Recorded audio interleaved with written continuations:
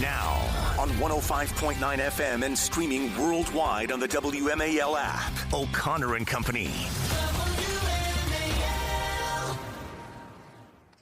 6:06 now, hour two of this 4 hours. We did, those other radio shows, they're phoning it in. We do 4 hours, and we do them in the early hours. It's O'Connor and Company. Thanks for being part of what we do. Coming up in 30 minutes, it's our friend Cal Thomas. He's a workhorse. He'll join us, syndicated columnist. It's 7:05. Mike Gonzalez at Heritage, who will give you details on how the Trump administration is going to defund PBS and NPR, and it'll only take a bare majority of votes in the Senate. It's a beautiful thing. 7:35, Chuck Tees, a D.C. political analyst, talk about how D.C. is finally cleaning up the city. Where'd that come from? And then at 8:35, Will Chamberlain, who has done a deep dive on the legal paper trail of this MS-13 gang member who has been returned to his country, and how Democrats are going to die on that hill. It's Larry O'Connor with Julie Gunlock. Good morning, Julie. Good morning.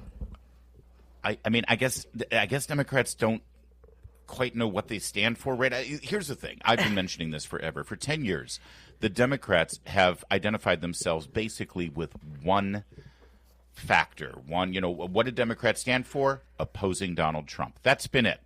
The entire definition of the party and their leadership has been characterized as stop Trump, oppose Trump, Trump. So what are they going to do without him? So now they found something to claim plant their flag in, and that is this MS-13 gang member who is not an American citizen, who admitted to coming into the country illegally in 2012. He was apprehended.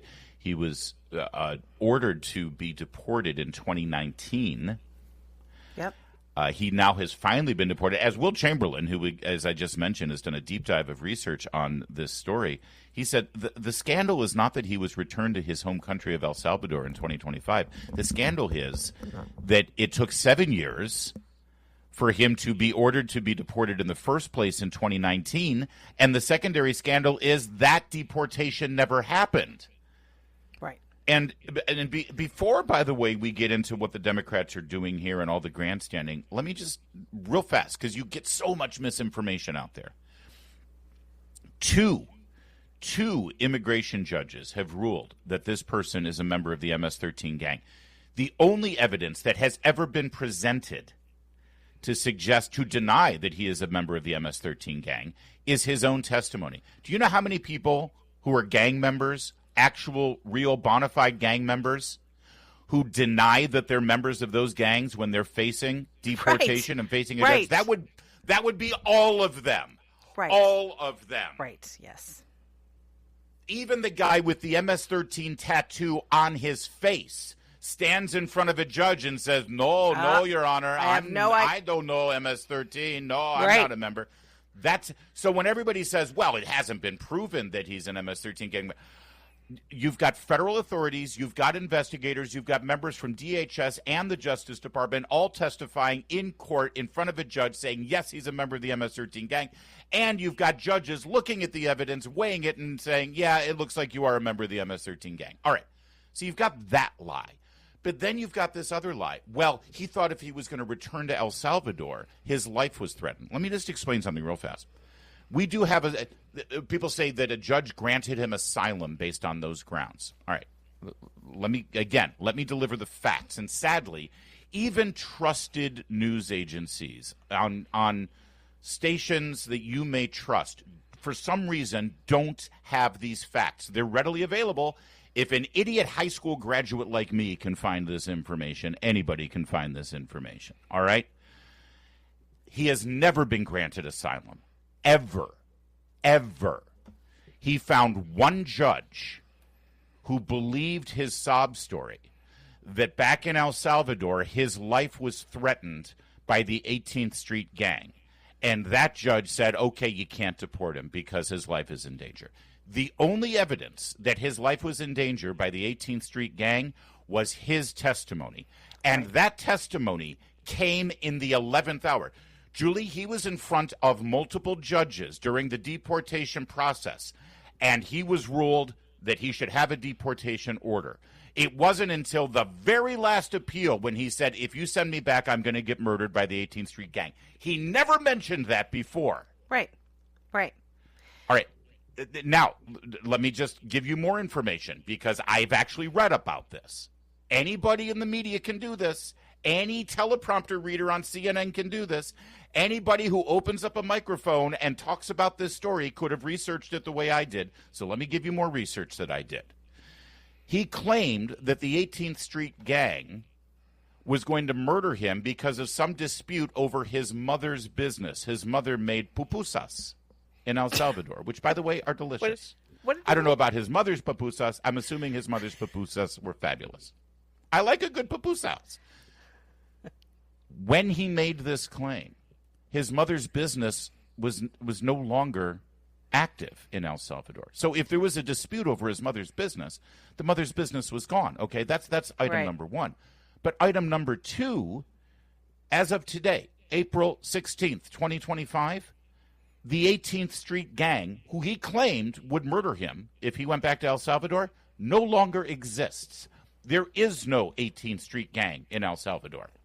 So if there even was a legitimate threat on his life, which I don't believe, it doesn't exist anymore. But item number three, and frankly the most important item, our asylum laws do not protect an individual from a rival gang who might kill them. Now, listen, it's terrible if you're MS-13 and the rival gang threatens your life. I feel bad for you. Not real bad because you're a gang member, but I feel bad for you. That doesn't mean you are granted asylum in the United States of America. In the United States of America, we have very specific asylum laws. And this man has never met the criteria for asylum laws. He's admitted that he came into the country illegally. I think he has lied in front of these judges under oath. He has a standing deportation order, and he has been deported. Why we are wasting so much time on this one man, I'll never know, except for the fact that it's obvious why we're wasting our time. Of course, because Democrats in Washington, D.C., and their friends in the media think this is it. This is the moment. We finally got him. We finally got Trump. This is it. And meanwhile, these Democrats, like Cory Booker, like Chris Van Hollen, senator of Maryland, they're dying on the hill of an illegal immigrant who has been deported, which is exactly what Donald Trump promised he would do. They, once again, Julie, are defending the indefensible. So I had a lot to say there, and I'm sorry. I would like to give you an opportunity as well to speak of this. But I just wanted to make sure people have the facts about this person. Yeah, and I'm glad you laid that out. I will only add that they are looking, what Democrats are looking for is the no family separation, the caged children, which again, Obama did. The family separation, Obama did. But also they, of course, don't want to mention the 320,000 children that Biden lost in this country.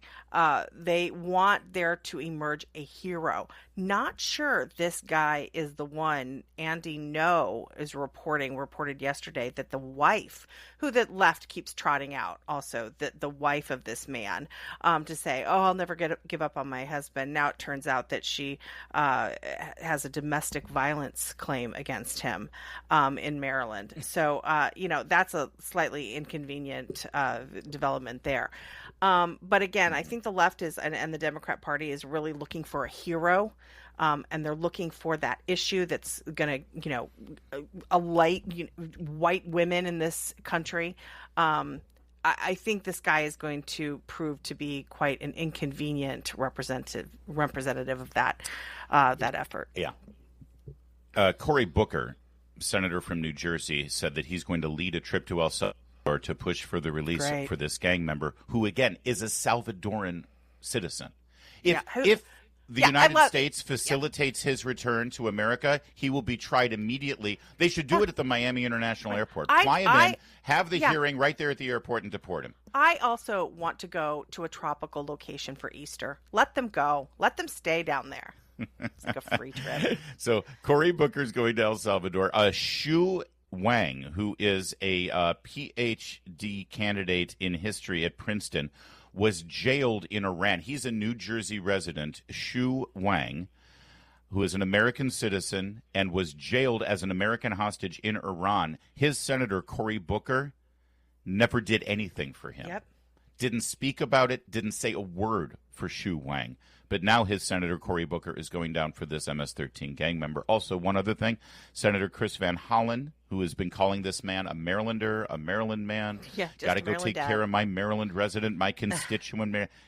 We did a quick search on his social media platform of what he's had to say in his entire time as Senator of Maryland on behalf of Rachel Morin, a Maryland woman who was murdered by an illegal immigrant from El Salvador, MS-13 gang member. Very similar case.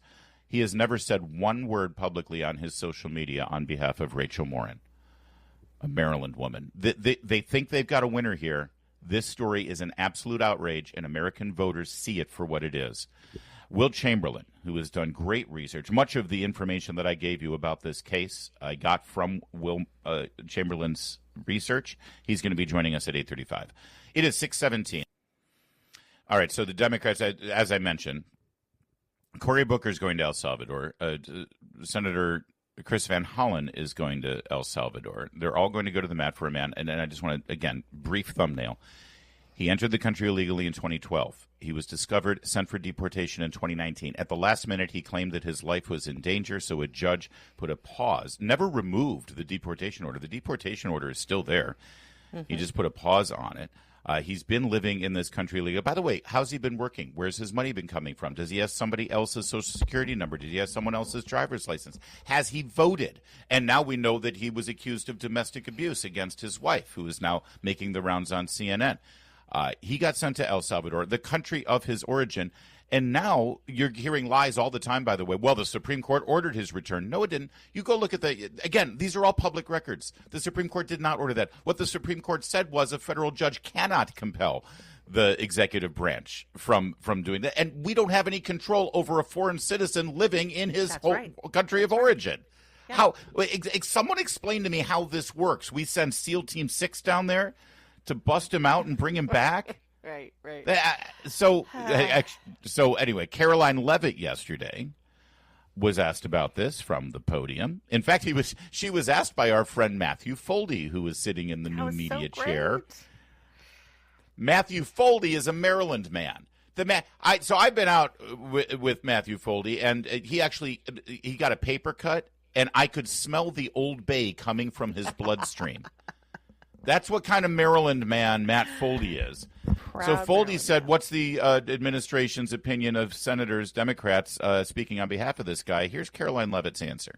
Democrat and media outrage over the deportation of Abrego Garcia, an MS-13 El Salvadorian illegal alien criminal who is hiding in Maryland, has been nothing short of despicable.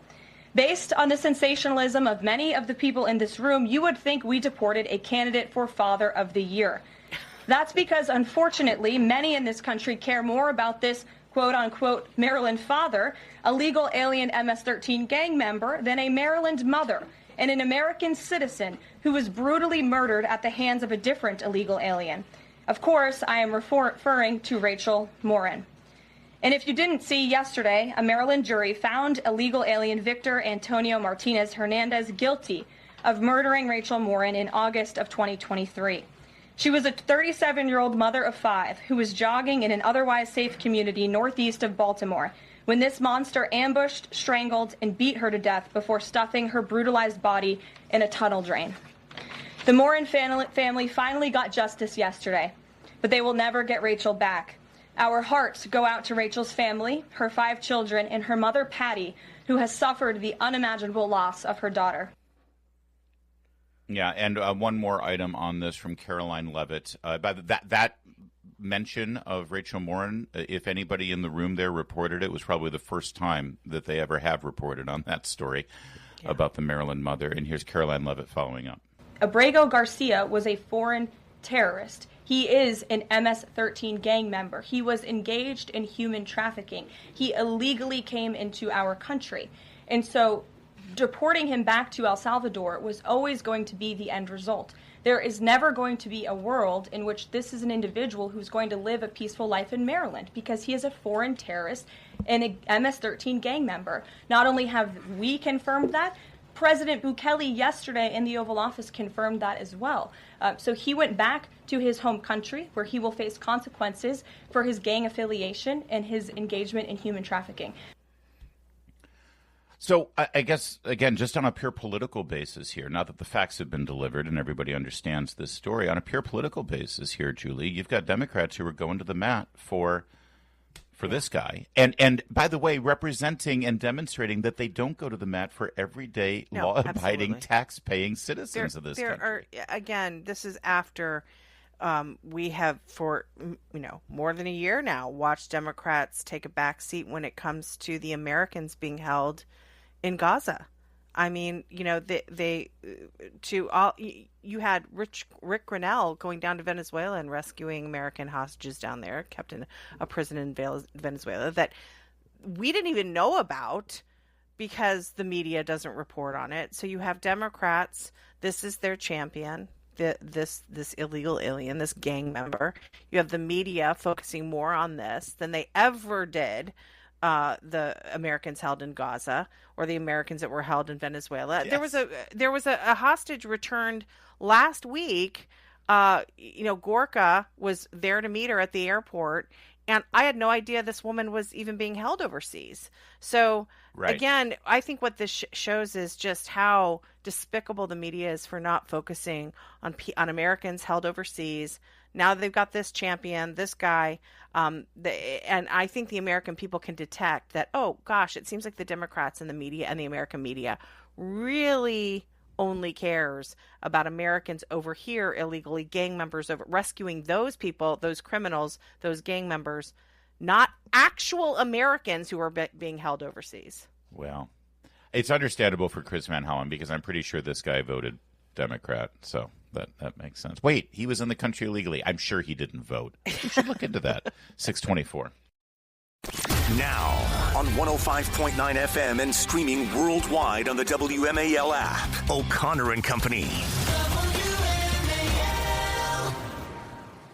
6:36. It's O'Connor and Company here on this Wednesday morning in the nation's capital. We've got a lot ahead of us coming up at 7:05. Mike Gonzalez at the Heritage Foundation will explain how the Trump administration is going to achieve, finally, the defunding of the Corporation for Public Broadcasting. 7:35.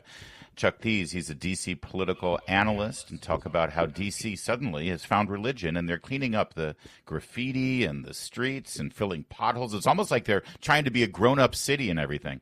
8:35, Will Chamberlain will give you the facts, the legal paper trail of this MS-13 Salvadoran citizen who's been returned to his country after illegally entering here 13 years ago and staying in this country illegally. That's all coming up. It's Larry O'Connor with Julie Gunlock. Good morning, Julie. Does anybody think that every time you say Will Chamberlain, it's going to be Wilt Chamberlain talking about basketball? Sorry, just... I hope so. Oh, no, I hope so. Absolutely.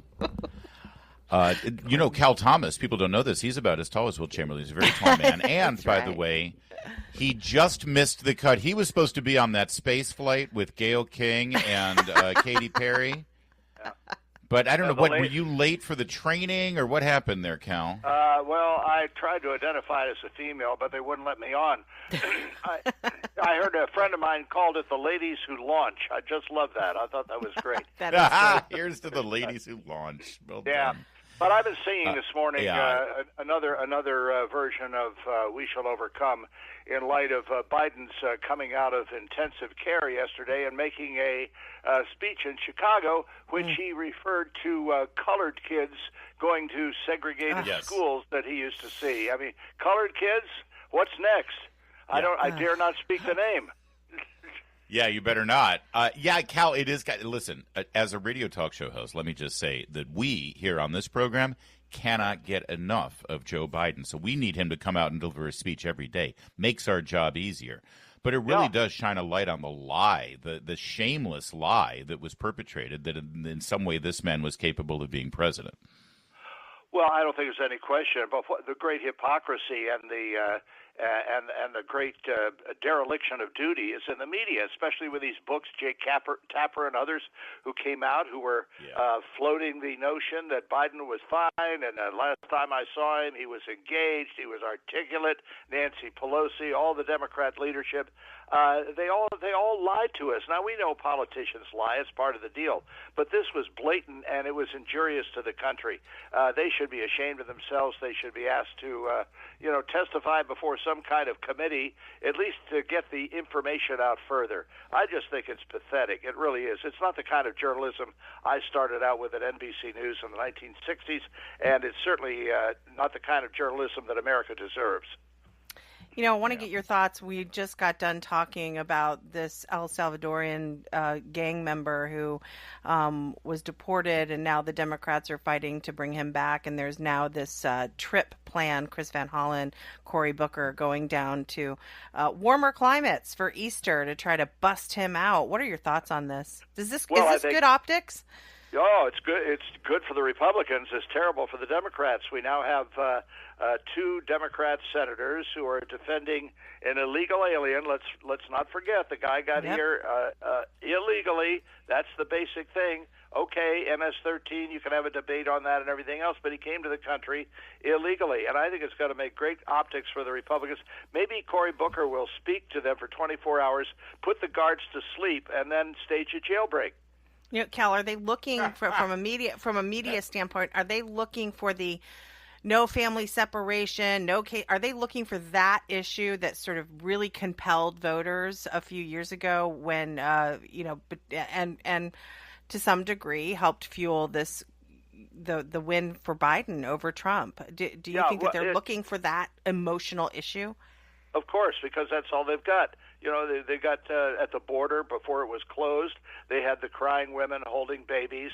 They had the business about people in cages, which it was Obama started. Right. And they're playing on heartstrings. They're not playing on the law and common sense and law and order. And they diminish the people who have been murdered and raped and kidnapped by these thugs. And they just say, well, they deserve a better life. Really? Well, they should have made those choices earlier instead of joining MS-13. Yeah.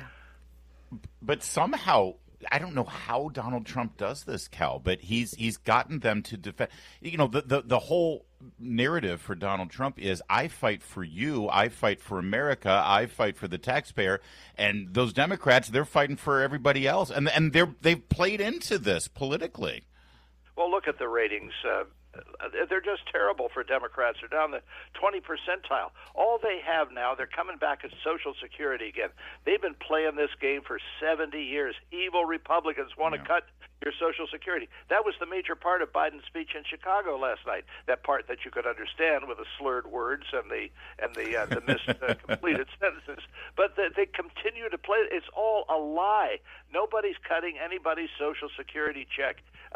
There's fraud, there's waste and abuse in the system, and that's what's being gotten rid of. And as Elon Musk said in the interview with Brett Baer a few days ago, people are going to get more in their Social Security check because the fraud and the waste is going to be cut out.